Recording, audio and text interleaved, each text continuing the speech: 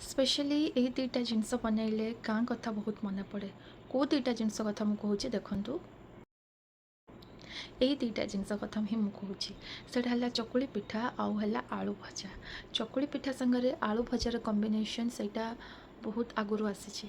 परोटा सांगे आलू भजा, चकुली सांगे आलू भजा खातु थे केमी लगुच कहे। तो जिते मु छोट बेले गाँव को जाए से मिले कि चकुली पिठा और आलू भजा से भारी विरक्ति लगे हे कौन चकुली पिठा भजा सब दे दूसरी। हेले आज जिते से जगार आम बहुत दूर रोचु से सब जिनस बहुत मन पड़े से आइटम गुड़ाक निजे बनवाक पड़े या फिर निजक खाया पड़े से बास्नाटा मिले जो बास्नाटा गाँव में मिले।